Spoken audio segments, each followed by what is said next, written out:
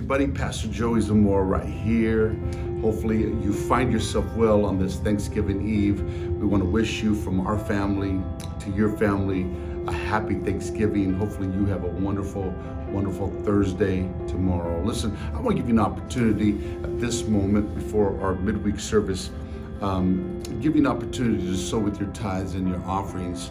I believe it's really very important because the economics of the kingdom is totally radically different than that of the world. And so, the Bible does say in Galatians 6 and verse 7 that don't be deceived that God cannot be mocked, that whatsoever a man or woman sows, that's what he shall also reap. It goes on later to say not to lose heart, because in due season you will reap. And so I just really believe that in this season, we're about ready to reap some of the stuff we've sowed over the course of the year. And we're going to see it, in our health. We're going to see it in our family. We're going to see it in our immediate family and all the things that perhaps maybe money cannot buy. And so I want to give you an opportunity to continue to sow.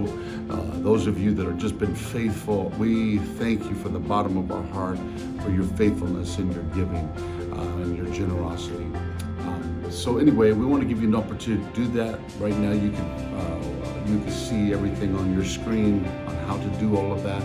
And I charge you in the name of the Lord as your pastor to keep doing what you're doing so that we can keep doing what we're supposed to be doing. That's advancing the kingdom of God. By the way, we have a special guest with us today.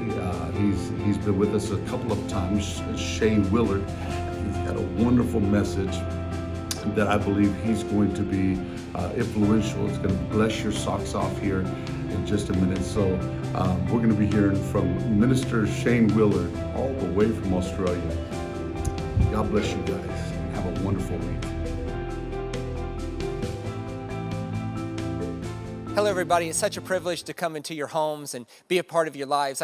Today I get to open the Bible, and I take that very seriously. I love to do it. I hope we're inspired by it. I hope, as always, Jesus gets bigger. The cross works better. Resurrection is central, and scriptures get bigger, not smaller. I want to talk to you about love and the nature of God and what that means for our world today and how that could affect our life in the future. Because we all know that love at its best form is not a celebration of the perfect. It's actually an embracing of the sublime. It's an embracing of the imperfection. It's actually fully knowing and yet fully accepting the person, which brings me to God. I think I can identify with all of us. I think all of us are in the same boat, that at some point in our life, particularly our childhood, that God was framed as some sort of Santa Claus hybrid. And here's what I mean by that, is that he was presented kind and generous and wanted to provide good things for us. But he also kept score. So the illustration goes something like this, that, listen, there's a ledger. And I remember being told by, I'm sure, a good-hearted Sunday school teacher, that there's a ledger, and you can't see the ledger. But on this side of that ledger of your life are the credits, and this side of the ledger of your life are the debits, and God is keeping score. And one day you'll stand before him, and that credit side had better be bigger than that debit side, or there is some serious consequences. It's just like Santa Claus that way. He's making a list. He's checking it twice. He's going to find out who's naughty or nice. It's that. So there's this generous gift giver, need meter God, but he's also determining what he feels about you by your score. And so the subtle, and actually not so subtle, pretty overt intimation is that God keeps score. And you know what? There's verses they could use for that. I'm sure that your grandparents and my grandparents used it to sort of try to control our behavior. They say, it sounds something like this. Hey, remember, even when mom's not around, even when granny's not around, God sees everything, right? It's like, shoot, yeah, like God sees everything. And I get it. Yes, God does see everything. And do we need to be aware of that? Yes. Is there anywhere we could go to hide from the presence of God? No. And that should affect our behavior positively. Absolutely. But what almost gets no playtime is the idea that God chooses in his love and in his consent to forget. So is it true that God sees and knows everything? Yeah. But when you only tell that side of the story, without telling the side of the story, and remember that God forgets in his love and in his consent, it can mess us up. I think it was G.K. Beale said that we become like who we worship. So here's the idea. If we believe that God keeps score, then we'll justify keeping score in our own lives, which will sabotage our relationships. It'll look like love in some weird, perverse way, but in actuality, it's more control and scorekeeping. And let me read this from Paul. This is from 1 Corinthians 13. And remember how Scripture's primary definition of what God is God is love. And so when Paul writes in 1 Corinthians 13, love is patient, love is kind, love is not proud, love does not have envy. It's not jealous, right? That we could actually replace the word love there with God is patient, God is kind, God is not puffed up. Because if God is love and love is those things, then we can intimate just using the transitive property. And so I want to read just one of those descriptions, and I want to talk about the implications of it. It's Paul in 1 Corinthians 13:5. Love keeps no record of wrong. That love keeps no record of wrong. Let's just stop. I'm doing this slow. I want us to let that sink in. If you have been tormented by the image of the ledger, credits, debits, and you start out basically bad anyway. If you've struggled with that image, I'm hoping this message will do a little bit to set us free from that. Because what that image says is it focuses entirely on God knowing everything. And it focuses almost none on God's choice in his love and in his consent to keep no record of wrong. Let's say it this way. God doesn't keep score. And the reason God doesn't keep score is because love doesn't keep score. Now, certain things keep score, and that's why scorekeeping has become a part of our life. We're athletics mad, right? And amen, I love my sports. But sports, you got to keep score. You got to have a winner and a loser. The problem is that if we believe God keeps score, and then we allow that to flow into our lives, particularly our relationships, it actually sabotages them. Because certain things keep score, but it's not love and it's not God. Like fear will keep score. Like if you're afraid of some certain outcome, you might keep score. Or anxiety, it keeps score for sure. Anger definitely keeps score. Like if our default button is anger, we're looking for some reason to make sure that we're one-upping folks. We escalate the violence. Why? Because right now they're ahead of us.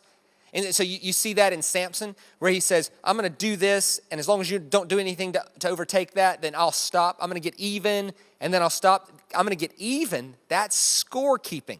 So any thought in our head that we should get even with someone who wronged us, scorekeeping? Any thought in our head that we have to get one up on someone so that they'll owe us, that's scorekeeping? Relationally, anytime we do something not out of love, but out of the idea that if I do this, I should get points that I can cash in later, scorekeeping. Unhappy people keep score. See, truly loving people, they don't do things for others in order to have points to cash in later. They do things for others because they actually love them and want to see them happy. Like, just some examples. Like if I needed a ride to the airport at 4 a.m. and you say, sure.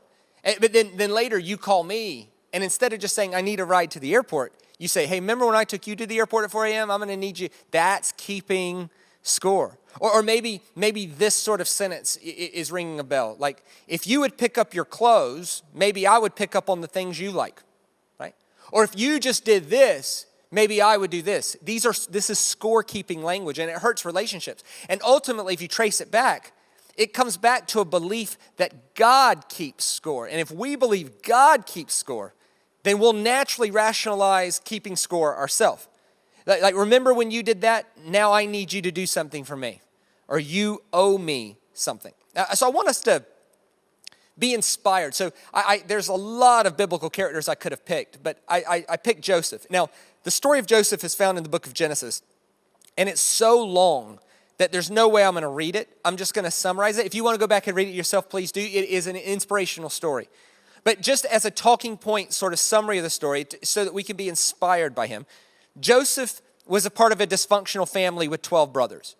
And part of what made that dysfunctional family was the father preferred him more than the 11 brothers. And so he gives him a coat that he gives no one else. And he was one of the youngest. So it was totally breaking protocol. Now, Joseph doesn't help himself at all. In the middle of this dysfunctional family, he starts claiming to have dreams from God that, coincidentally exalt him. He says, hey, I've had a vision from God, guys. And in my vision, I'm standing and you're bowing. Well, this is not a way to win friends and influence people. To claim that God prefers you over them, that's not the way to win friends and influence people, because no one likes a vision where you're standing and they're bowing. So Joseph's brothers devise a plan to kill him. But instead of killing him, they sell him.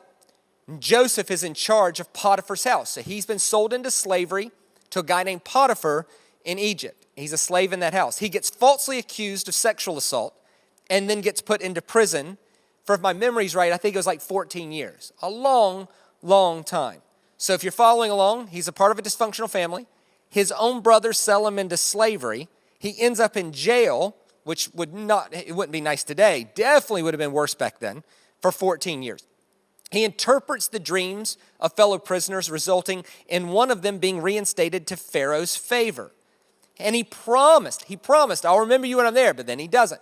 So this story is full of tragedy. It's full of wrongs. It's a guy that lacks a little bit of wisdom in terms of how he shares his visions from God, but it's a byproduct of a dysfunctional family. Well, he's preferred. He ends up enslaved. He gets falsely accused of sexual assault. He ends up in prison for years. He helps get a guy out of prison who says, I'll remember you, and then he doesn't. There's all kinds of lessons in here about when you do something for somebody else and then they don't remember to return the favor. There's a lot of scorekeeping going on here. Pharaoh has a dream that stresses him, and the original prisoner then remembers. So Joseph becomes the second most powerful person in all of Egypt, 22 years after the whole process started. At that point, a famine hits Israel, and the brothers who sold him need his help. So if you're following along, dysfunctional family, sell the brother into slavery. He gets falsely accused of assault, ends up in prison. 22 years later, he ends up in charge based on a series of incredible circumstances. A famine hits Israel, and it just so happens that Egypt has food in storehouses that they can sell. So to save Israel's life, the brothers go into Egypt needing food from Egypt, only to find out that the brother they sold into slavery is in charge of who gets to buy and sell the food in Egypt. This thing is turning around big time, with Joseph having the opportunity to get back at his brothers. Joseph's father then dies, which instigates fear in his brothers that Joseph would have no reason to be kind. Because with the father dead, who cares what he does to the brothers? The whole thing culminates at a dinner table.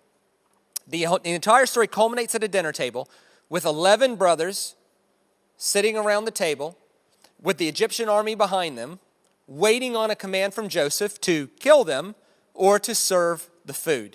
There's all this intimation in this around the Hebrew idea of a table and a shulchan. A shulchan is a table. It also means reconciliation. To invite someone to a meal meant whatever was between us is now behind us. And Joseph is faced with this dilemma. What do I do? I have every opportunity to get back. 22 years of my life was taken away because of these guys. 22 years, gone. I can get them back right now. Or I can choose to do something more profound and not keep score and do something different. This is Genesis chapter 50, verse 19. But Joseph said to them, do not fear, for am I in the place of God? In other words, if God wants to repay you for what you did, that's God's business, not mine. As for you, you meant evil against me, but God meant it for good, to bring about that many people should be kept alive as they are today. So do not fear. I will provide for you and your little ones. Thus he comforted them and spoke kindly to them.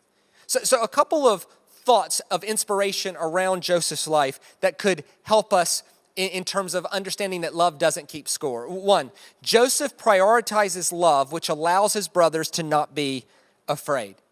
Joseph was in a dilemma between two ethics, and I think we all live in the dilemma between these two ethics. The two ethics are freedom and love. And neither are wrong. Actually, both are needed and both are good. To have liberty is a good thing. And when liberties get taken from us, that's a bad thing. But the question isn't which one's right and which one's wrong. The question is which one's lighter and which one's heavier. If we make freedom the highest ethic, then he could do whatever he wants to his brothers because they violated his liberty. But if we make love the highest ethic, then we have to at times humble ourselves in our liberty in order to make someone else's life better. It's exactly what you see with Christ on the cross. A God who chooses to make his freedom secondary to his love. And I think that's the challenge for all of us, is instead of calling one right and one wrong, one good and one bad, what if we see them both as good? But we choose to allow our freedom to be secondary to our love. Number two, Joseph frames his place in God's. He's like, look, I've got to keep what's in my pay grade. What's in my pay grade is whether I give you food or not. And if freedom is my highest ethic, then it's totally my choice and probably not because you don't deserve it. But if love is my highest ethic, then I have a certain responsibility to act in love. And he frames his place. His pay grade was this. God's pay grade is who gets paid back and what kind of retribution there is. That's his place in God's. Number three, Joseph chooses a perspective of gratitude. He steps back and goes, you know what? I'm going to make love the highest moral ethic. That's one. And two, I'm going to look at the situation and be thankful for what God brought out of it. I'm going to rejoice, in other words. I'm going to see what God has been up to in me, God's been up to in you, God's been up to in them, and the whole world's going somewhere good. That because of what you meant for evil, there's a lot of people whose lives are going to be saved because of that action. And he chose a perspective of gratitude. Number four, Joseph honors a position of grace. He steps back, he serves the food, he says, let's put this all behind us. He ends up giving them a piece of land. They end up becoming a huge family there. And then the story goes on into the book of Exodus. So a couple of observations about this. Joseph saw the potential for grace in the situation he found himself in. So let's stop and let's meditate on that for a second. Regardless of the conflict, can we see the perspective or the potential for grace in it? Where can we initiate the mercy? As Christ followers, we are meant to be initiators of mercy, acting in love. And what does that mean? Love keeps no record of wrongs. I want us to stop right there and let's wrestle with that for a second. Where have we violated love by keeping score? Where have we lost the perspective of grace because the scoreboard says they owe us? Number two, scorekeeping stops when we see the purpose to save, rescue, restore, and reconcile. Like what trumps scorekeeping is seeing the bigger picture. You meant this for evil, that means you owe me. Or I could see the bigger picture, and it took 22 years for me to see this, but look what God was up to in our world. And I couldn't see it the whole time, but now I see it. Scorekeeping gets trumped when our awareness is around the saving, the rescuing, the restoration, and the reconciliation. Number three, he says, serve the food. When we keep score, we take a potential unity and turn them into the other. We scapegoat the enemy as the entire problem instead of seeing the perspective to serve the food. In the scripture, there's a psalm that says, he prepares a table before me in the presence of my enemies. In Hebrew culture, that doesn't mean God was feeding you and not them. It meant God was always making a way to reconcile even when they don't deserve it. A couple of thoughts on this in terms of relationships. One, scorekeeping cheapens the relationship into a competition. When we violate love by keeping score, when we violate love by keeping a record of wrongs or rights, and honestly, when we're keeping records of wrong and rights, we normally don't really score our wrongs correctly. We tend to exaggerate our rights and we tend to diminish our wrongs. But when it comes to somebody else, we tend to exaggerate their wrongs and diminish their rights. And so when we do that, it cheapens the possibility and the potential for a loving relationship down to a competition. When we keep score, we start to believe that God keeps score. And actually, when we keep score, it shows us that we always believed God kept score. And I want to be fair, because this is my story, and I'm assuming it's most of yours, is that we were taught when we were kids that God kept score. That there's a ledger. You better have more credits than debits. And they use the scripture, God knows everything. And is that true? Yes, it is. But we also need to be aware that God in his love and in his consent allows his freedom to keep score, to be secondary to his choice to love. And love keeps no record of wrongs. See, if God keeps score, then the whole beautiful, holy, divine life inside of us simply gets dumbed down to a score. Some people are ahead, some people are behind. Some people are in, some people are out. And if we ever framed God that way to our world, it would be tragic. See, the real danger in scorekeeping is that it violates the love of God as represented on a cross. What's the answer to God's scorecard? The cross. If you want to know what God's like, check Jesus on the cross. A God who validates his deity by choosing not to be God and suffer with others. So you know what? The score is now level. The score is, there is no, love keeps no record of wrongs. And if we can pound that into us, and I realize it's going to take more than one 20-minute sermon to get that through, to undo years in our childhood of being told God keeps score. God knows everything. And yes, God does know everything. But you know what's beautiful? Is when we remember that in his love, he consents to forget. That love keeps no record of wrongs. That sin is thrown as far as the east is from the west. Can't get further than that. That it's out of it. The sea of forgetfulness was another metaphor. That in his love, he consents to not keep score. So a couple of thoughts about this I want us to wrestle with. For application. Jesus didn't die simply to fix a problem, but to destroy an entire framework of living by scorekeeping. See, the system Jesus came up in was nothing but scorekeeping. Oh, you did this, and there was clear score. If you do this and it was unintentional, you owe a bird. If it was this and it was intentional, you owe a goat. And there was all of this well thought out scorekeeping, because early on they believed in a scorekeeping God. Jesus came to reveal. In 1 John 4:8, it says that Christ was sent to reveal the love of God to the world. So what if Jesus' primary purpose for coming was to show the world what God's love is actually like? And one of the things he actually did was he destroyed the entire system of scorekeeping. Let's say it this way. Are we violating love in our marriages? Are we violating the nature of love and actually losing a profound opportunity to experience a loving relationship because we're keeping score? Or are we violating in our relationships and our friendships? Do we keep scores? Do we exaggerate our rights and diminish our wrongs while exaggerating their wrongs and diminishing their rights, and then somehow keeping score and who's got points and who can cash in a favor somewhere? Where are we violating that when there's a more beautiful way to live, to just ask, seek, and knock, and loving people respond? Let's say it this way. Are we feeling hopelessly behind the score? If you grew up with the idea that God keeps score and there's a credit and there's a debit, maybe you're struggling right now going, you know what? I don't think I can catch up on that score. The beautiful part of the gospel is that God doesn't keep score. Let's say it this way. Where do we need to remember that God keeps no record of wrongs? So I come to you today with a message of hope. That God in his love consents to forgive and forget. That love keeps no record of wrongs. So God doesn't.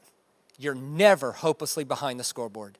So may we profoundly connect to that in a way that we free others from us keeping score on them. And maybe we can experience what a profound, loving relationship might look like. I hope Jesus got bigger for you today. Grace and peace, everybody. Happy Thanksgiving. Happy We love Thanksgiving. you guys. Happy Thanksgiving. Love you guys. Love you. Love you.